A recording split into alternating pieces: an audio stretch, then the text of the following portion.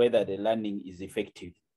Number two, I've told you that we will not have a lot of time when studies resume, which I'm sure is going to be soon, probably in October or in early November, because the government is insisting, UNEB is insisting by May, all the students must have sat. And remember, you are candidates, meaning that by May, we may be able to do the exams. So we will not get adequate time to go through them one by one. So this is a very good platform that should help us to move as fast as we can. So we are going to start another topic, which is locomotion and support in organisms. Members, what do you think, or what do you mean when you talk about locomotion?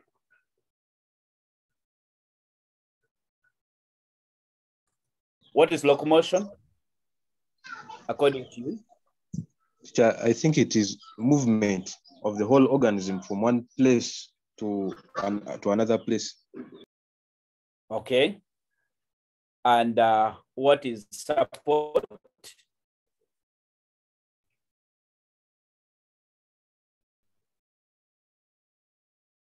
What is support? So for me, I think support is like getting anchorage from something. Getting anchorage on something, or being able to maintain or sustain yourself within factors like water, air, and many others. Now, members, what are the challenges of support on Earth? Why do we think organisms that are on land require support?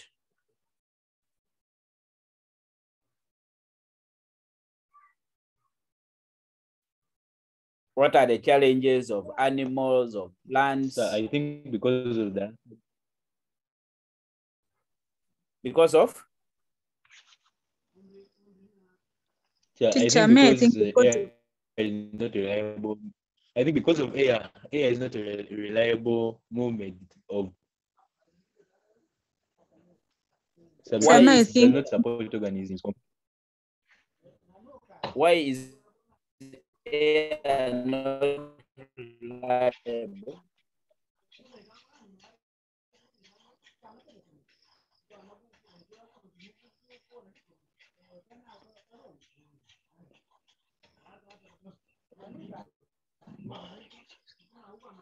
Yes, I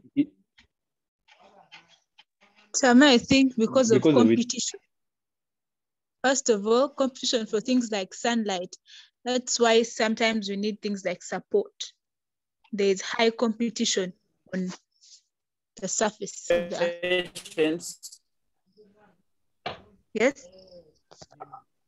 How does competition relate to support? Teacher, for example, for climbing plants, they need support. Why? They're not able to find like direct contact to the sun to apply it for maybe making their own food. So they need support from other plants in order to reach sunlight, or in order to acquire sunlight. That's why I say competition for other animals, from other plants. And another one, we can say that, for example, some trees that grow very tall and the ones that are maybe very short, the ones that grow very tall at an advantage of getting what? Of getting sunlight and making their own food. And the ones that cannot compete favorably die. So that's where I think anchorage and support comes in. So plants that are not able to maybe acquire sunlight or some other things need support from their friends. That's what I think. Obviously, all organisms require support. Yes, Davis?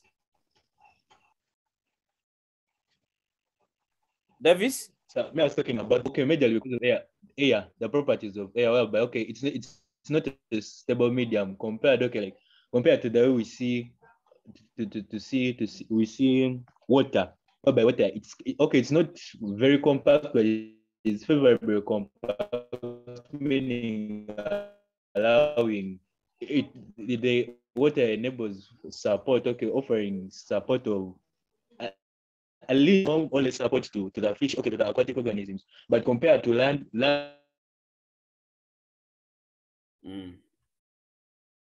Okay, your network is a little poor, but I think I have got what you are saying. Now, it is very true that on land, air is less dense, is less viscous, and doesn't offer really adequate support. Which is major on terrestrial, does not offer any form of support to. That is correct. So it's less dense, less viscous. So meaning that organisms that are in a terrestrial habitat have a big challenge that they cannot be able to rely on this less dense air as their form of support. But of course, water is very dense. Remember, 1 centimeters cube, one centimeters cube per gram. So in that case, you find that water offers better support, and organisms that are in water probably do not need a lot of support, supportive tissues, modifications in order for them to survive. But organisms on land must acquire means or mechanisms through which they can support themselves in this air that is very unstable and very unreliable. And that's why you find plants have deep and extensive roots. The plants have tissues that they are well developed, like the vascular tissues, the phloem and the tissues, the sclerenchyma, the cholenchymas. All of them are tough tissues that provides very strong anchorage for the plant. And then you find that animals also have mechanisms that provide support, development of skeletons, which could be hydrostatic, could be exoskeleton, could be endoskeletons, but made of tough tissues that enable them support, especially themselves above the surface of the earth. So organisms really need a lot of support where you find them. So the question is, how do terrestrial plants support them? One of the main importance of support in terrestrial plants is that one, it enables them to hold their leaves and receive maximum sunlight. So the leaves must be stationed in such a way that we can maximize. So the distribution of the leaves, the arrangement of the stems, and being able to hold themselves upright and erect at all time is very important, because they need them to receive that maximum sunlight. The maximum sunlight means that there is maximum photosynthesis. Then number two, you'll find that even flowers needs to be put in place, in the right place, so that most of them are suitable for the aspect of pollination. So it also enables flowers in flowering plants to be in most suitable positions so that they are exposed for pollinations. Then it also allows for seeds and fruit dispersal, because all of them must be held in the right position. When they split, they can scatter and cover a large area. Then also support may be important in maintaining plant shape, especially in herbaceous plants. So we really need a lot of support in the plants, especially those that are in terrestrial, different requirements, because like I've told you, water is dense and therefore provides natural support for plants that are there. So how do monocotyledonous plants support themselves? Actually, the mechanism we talk about is how are they in position to offer support in them. So one of the key mechanisms in terrestrial monocotyledonous plant is the turgidity of their cells. This is because most of them do not have specialized structures. They do not have tough tissues that will enable it to support itself against heavy wind and heavy water and probably any animals that may pass through them and break them. So for them, they don't have that turgid, they don't have that tough tissues that enable themselves offer support. So for monocotyledons, especially those that are herbaceous, they rely entirely on turgor pressure, which is an outward pressure inside a fully turgid cell. That means that these herbaceous plants takes in a lot of water. and then it stretches against the walls of the parenchyma cells. So it brings about close packing, and then they press against the wall of one another, and then it keeps most of those herbaceous plants and sometimes also young woody plants erect. So you'll find that the absence of, the absence or insufficient water reduces the turgor pressure, which causes such plants to wilt or lose their water, and then eventually they become so soft and flabby, and therefore they collapse. So the main principle behind support in monocotyledonous plants, in herbaceous plants, and in non-woody stems, they rely mainly on the ability for it to take pressure, take water. And once they take water, their cells stretch, they become tough, they become turgid, and therefore provides resistance against all forms of pressure that may be exerted. Maybe pressure due to wind, maybe pressure due to animals that may push them away, maybe pressure due to flowing water. So they rely entirely on the turgidity of their cells as a mechanism for their support. But in dicotyledonous plants, there are two major mechanisms. One is the ability for them to have mechanical tissues. Of course, there are two major mechanical tissues, which is, one of them is the Sclerenchyma cells or Sclerenchyma tissues. And they are mainly located in young plants and then in some herbaceous plants.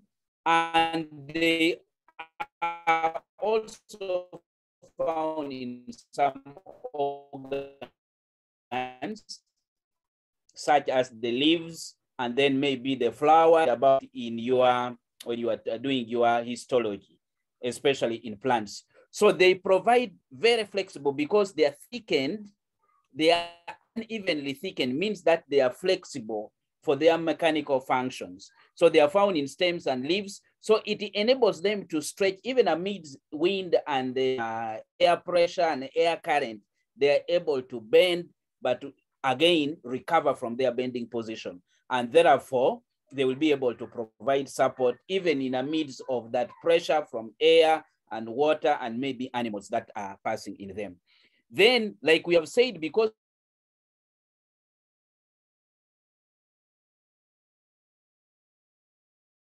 cell walls, for them, they can be deformed as much as possible to retain their shape, even if the pressure is too much. Or if the pressure cheeses, they're able to gain back their original shape. Why? Because they have uneven thickened cell wall, meaning that it can stretch, it can expand, it can narrow, it can bend, but eventually it will be able to retain its original shape after that pressure has been removed.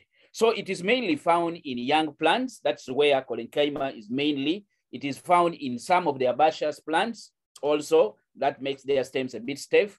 And then in organs like the leaves and the flowers and sometimes in the fruits. So it ensures that even if there is a lot of pressure, there's a lot of tension that is exerted on the plant, it can easily bend, and then it regains it is what? Original shape. And therefore will be able to allow all those structures like the leaves and the flowers and the fruits to get exposed such that it can fulfill the purpose like I talked about, purpose like being able to maximize the uptake of water, and then being able also to maximize the absorption of sunlight or something that's related to that.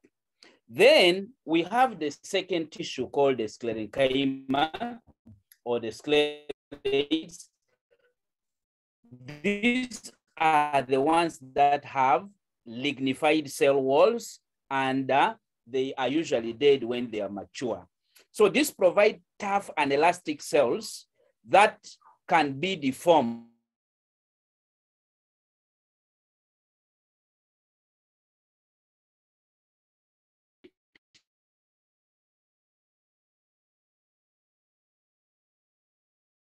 the direction where you're when you're trying to provide great tensile strength, you're trying to provide a kind of compressional strength in plants. Why? Because for them, they are tough, they are lignified, they are dead, but of course with a tensile and compressional strength, such that even if there is a lot of pressure that is placed on such a plant, it will be able to regain and reform itself, and therefore provide an opportunity for that plant to support itself. Then it also allows the trunk and the branches to sway in the direction of the wind without breaking, because that will enable them to sway back and forth sideways and yet be able to regain. In the pith, in the phloem, and maybe in the shells of some fruits such as coconut and probably some fruits that really have hard cortex and hard shells. So those are the two major mechanical tissues that provides a mechanism through which support can come in plants.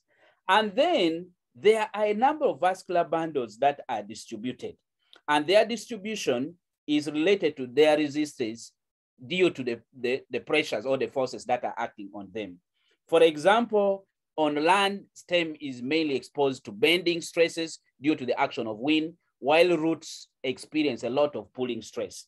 Actually, as the stems bend, you know, the upper part of a plant is heavier. As it bends, there is a very high possibility of roots being pulled away from the soil, and therefore the plant will fall.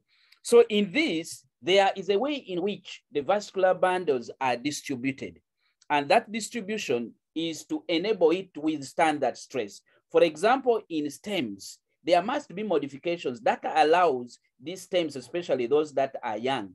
These vascular bundles should be based at the sides, such that if they are at the sides, they are capable of resisting any stress due to the pulling and the swaying of that particular plant. But in the roots, the vascular bundles should be situated in the center of the root, such that there is great resistance to any pulling effect of the upper shoot from such an organism. For example, you have the xylem, which are dead, lignified, thickened, and therefore able to provide great resistance. Now, when you plants, like I've told you, their main problem is that they can be. And because of that, you repair bounding of a young plant, such that even if you have the pith that is very immature and that pith is very soft, actually, sometimes it contains a lot of sugar and soft and flabby, you have at the back tough tissues that are at the periphery of this or near the edge of the plant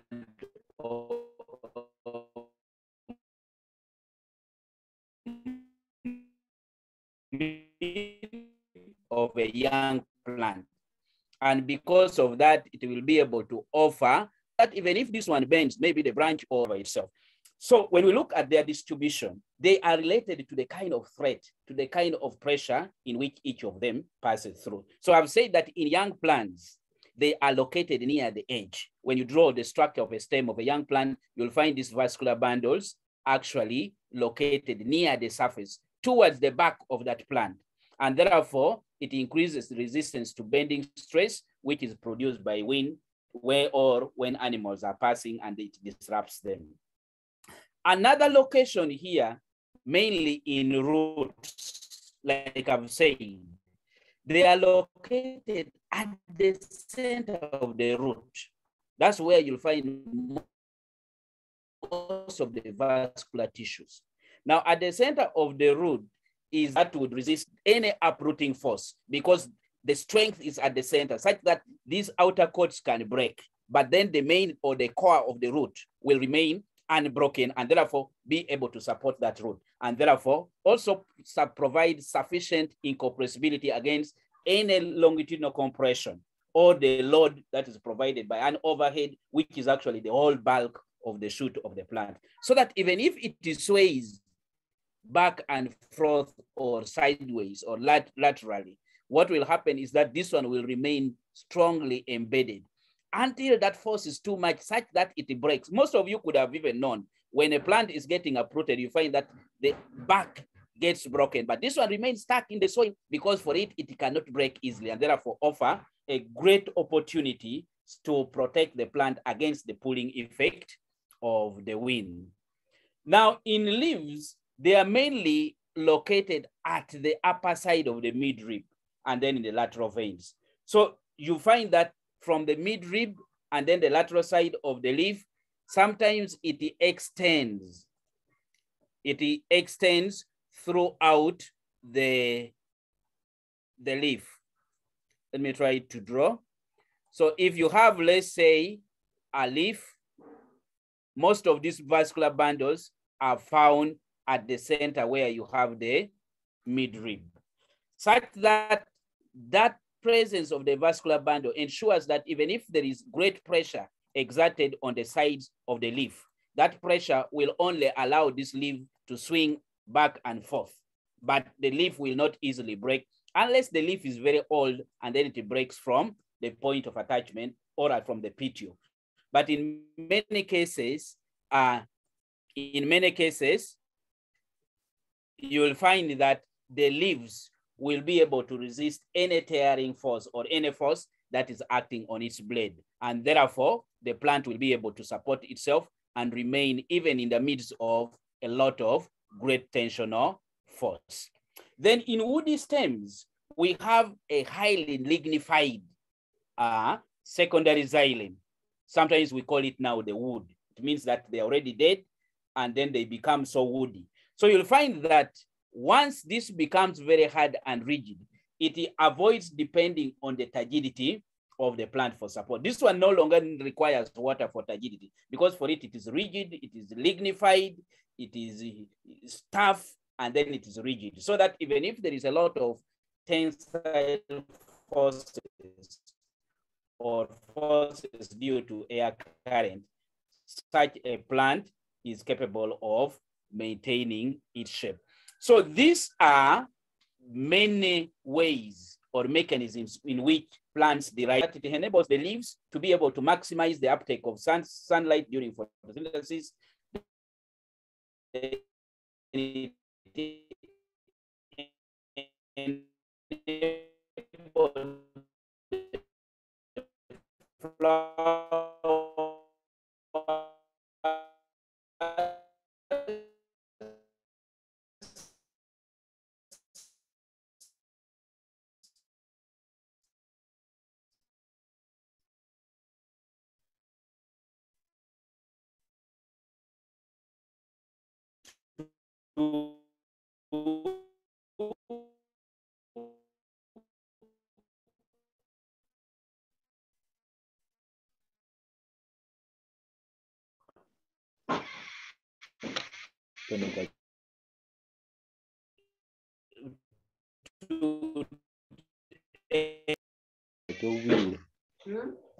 Watowile shaikumi zongine.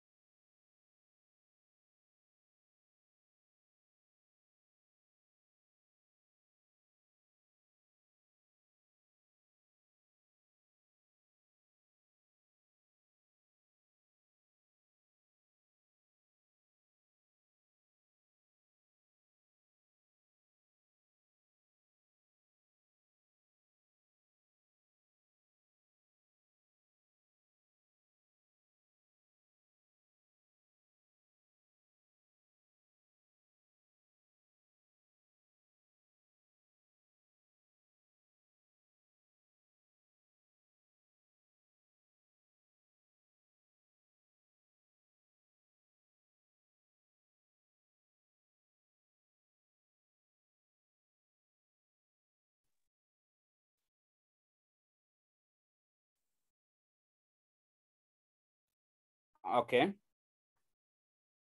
think I had a network problem. So I was trying to say we have a number of tissues, and these tissues are distributed depending on the kind of problems or the stress factors they have. So you'll find that in a young plant, the vascular tissues are located mainly at